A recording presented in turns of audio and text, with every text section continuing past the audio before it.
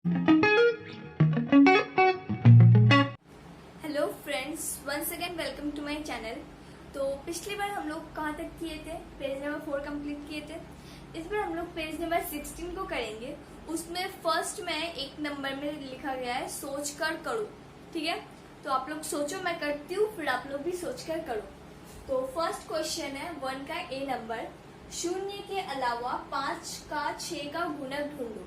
मतलब शून्य मतलब होता है जीरो, जीरो को छोड़ के 5 और 6 का हम लोगों को गुणक ढूंढना है। तो पहले आप लोगों को बता देती हूँ गुणक मतलब क्या होता है। गाइस, गुणक मतलब होता है कि वो किसके टेबल में कट रहा है। जैसे 5 किस किस के टेबल में आता है उसको देखना है, तो इसको करते हैं। आप देख सकते हैं यहाँ पे 5 और ये आंसर हम लोगों को लिखना है ऐसे, 5 और 6 का गुणक। ठीक है, ये हम लोगों को निकालना है 5 और 6 का गुणक। तो फर्स्ट 5 लिखेंगे। 5 का गुणक कैसे निकलेगा? 5 किसके टेबल में आता है? तो 5 किसके टेबल में आता है? 1 के टेबल में आता है और 5 के टेबल में आता है। इसे छोड़ के 5 और किसी के टेबल में आता है? नहीं आता। तो 1 के टेबल में कितने टाइम्स आता है? 5 टाइम्स, और 5 के टेबल में 1 टाइम्स। तो बात एक ही हुआ, 1 इंटू 5। ठीक है, 1 इंटू 5 हो गया क्या? 5। यहाँ पे लिखेंगे 5। तो 5 का गुणक कितना है? 5 का गुणक इक्वल टू 1। 5 का गुणक 1 हुआ क्योंकि 1 के टेबल में ही 5 आता है सिर्फ, और नहीं तो फिर 5 के टेबल में आता है। अब 6 का बारी है, आ जाओ 6 के टेबल में, आई मीन 6 किस किस के टेबल में आता है? तो किसके टेबल में आता है? 2 के टेबल में आता है। 2 3 जा 6 लिखेंगे, 2 इंटू 3, 2 3 जा कितना होता है? 6। अब रुको, ट्विस्ट है। उसके बाद फिर 3 के टेबल में भी आता है, तो ऐसे भी लिख सकते हैं, यहाँ देख के 3 इंटू 2, और ये दोनों तो सेम ही हो गया, और तो किसी के टेबल में नहीं आता है। या तो 6 अपने टेबल में आता है या फिर 1 के टेबल में आता है। तो 1 इंटू 6 नहीं करेंगे क्योंकि 5 किसी के टेबल में नहीं आता है, इसलिए उसको वैसे किए। लेकिन 6 तो आता है 2 और 3 के टेबल में, तो उसको वैसे नहीं करेंगे, इसको ऐसे ही लिख देंगे 3 इंटू 2 या 2 इंटू 3। ठीक है, यहाँ तक हुआ। अब नीचे लिखेंगे 6 का गुणक। 6 का गुणक क्या क्या है? 2 है, 3। ठीक है, ये इसका आंसर है। समझ आया? ध्यान से देख लीजिए या फिर इसका स्क्रीनशॉट लेके कर लीजिए। तो फ्रेंड्स, अब नंबर बी करते हैं। तो इसमें बोला गया है 7 का 3 गुणक ढूंढो जो 50 से ज्यादा बड़ा हो। मतलब 7 का 3 गुणक, मतलब 7 को उन तीनों से गुणा करना है, मतलब ऐसा 3 संख्या से गुणा करना है जो 50 से बड़ा हो। ऐसा 3 संख्या से गुणा करना है 7 को। तो यहाँ पे देखते हैं 7 किससे गुणा करेंगे जो 50 से ज्यादा आएगा। तो 7 को गुणा करते हैं हम लोग 8 से जाएगा, तो 8 7 से कितना होता है? या 7 8 जा 56 लिखेंगे। 56 50 से बड़ा है, कितना बड़ा है? 6 टाइम्स बड़ा है, तो 56 हो जाएगा। उसके बाद और 3 करना है यहाँ पे, अभी 1 हुआ, अभी दूसरा, तो 8 हुआ। अब 9 जा करेंगे, 7 9 जा 63 हो गया। अब 7 10 जा 70।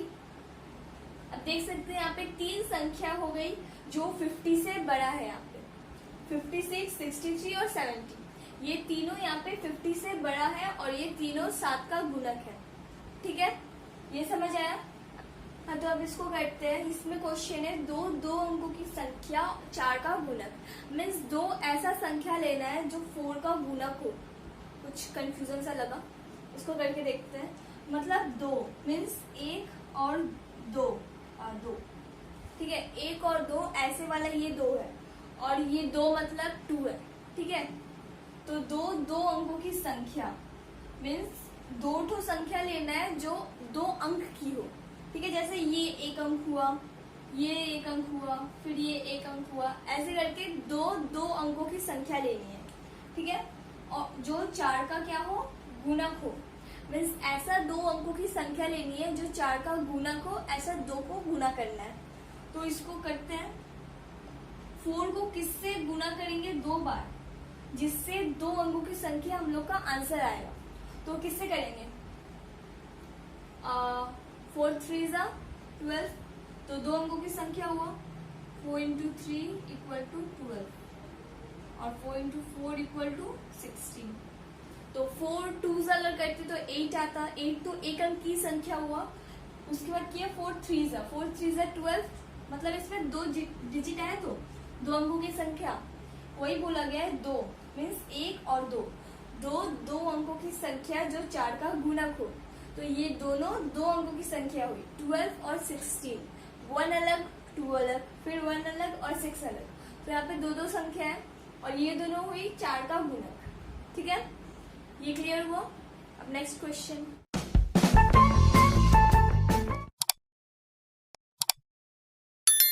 तो फ्रेंड्स, अब हम लोग का आ गया डी नंबर। डी नंबर का क्वेश्चन है 4 किस किस संख्या का गुणनखंड हो सकता है।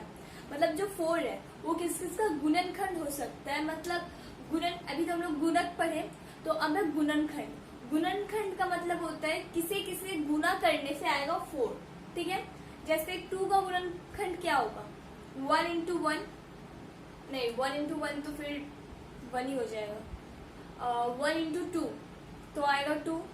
उसी तरह 4 किस किस संख्या का गुणनखंड हो सकता है, तो 4 2 का हो सकता है। देखिए 4 = 2 × 2। ठीक है, 2 को 2 टाइम्स गुना करने के बाद आता है 4। और कोई ऐसा कोई नंबर है जिसे गुना करने से 4 आता होगा, नहीं है। तो 2 × 2 4, तो 4 किसका गुणनखंड है, 2 का। नहीं, 4 का कौन गुणनखंड है, 2 है। ठीक है, और यहाँ पे बोला गया किस किस का, किस किस का, यार सिर्फ इसका ही तो है। अब करते हैं पिछला, ABCD किए, अब ई नंबर। अब करते हैं ई नंबर। एक सेकेंड, ई कहाँ गए, तो F नंबर आ गया। वाओ, ABCD F, तो करते हैं F नंबर। ई नंबर बुक में भी नहीं है, ई नंबर उड़ गया। तो वैसे ई फॉर ईगल होता है ना, तो ईगल ई को उड़ा के ले गया। ठीक है, तो F नंबर करते हैं। F में ऐसी 2 संख्या को ढूंढो जिसका लसपा 12 एवं उसका योगफल 10 है। तो लसपा का मतलब होता है एलसीएम। ठीक है, लसा का मतलब एलसीएम और मसा का मतलब होता है एचसीएफ। ठीक है, तो ऐसी 2 संख्या को ढूंढो, मतलब ऐसा 2 संख्या को निकालना है जिसका एलसीएम 12 एवं उसका योगफल, योगफल का मतलब होता है प्लस करना, योगफल 10 है। ठीक है, तो पहले लसपा निकालना है 12 का, उसके बाद जो आएगा उसका 10 का योगफल होना चाहिए, तो उसको निकालना है। तो यहाँ पे पहले लिखेंगे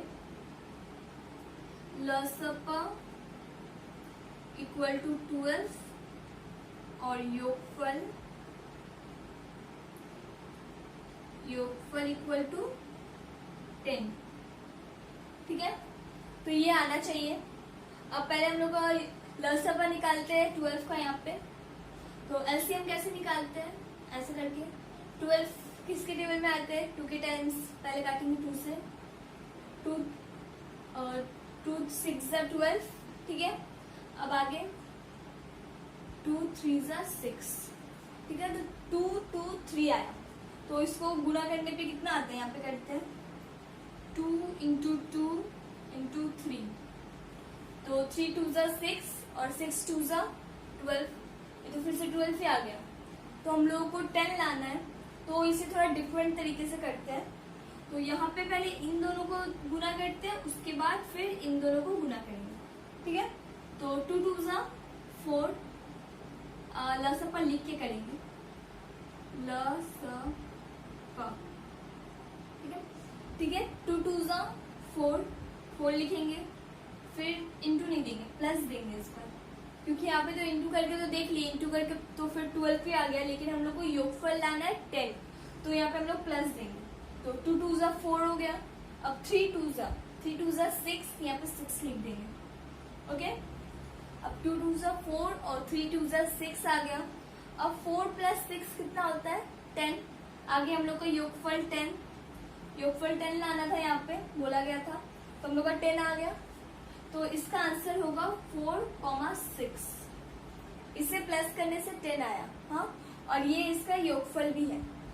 तो हम लोग f तक सॉल्व कर लिए, 1 नंबर फिनिश। अब हम लोग नेक्स्ट वीडियो में 2 को करेंगे, तो यहाँ तक ही इसको रहने देते हैं। तब तक के लिए थैंक यू इस चैनल को देखने के लिए, और जाने से पहले एक लाइक जरूर करके जाइएगा और वीडियो को कमेंट जरूर करिएगा जो आप लोगों को समझ नहीं आया इसमें, या फिर कुछ प्रॉब्लम हो रहा है, या फिर समझ आ भी गया तो भी कमेंट में मुझे जरूर बता दीजिएगा। और तब तक के लिए थैंक यू।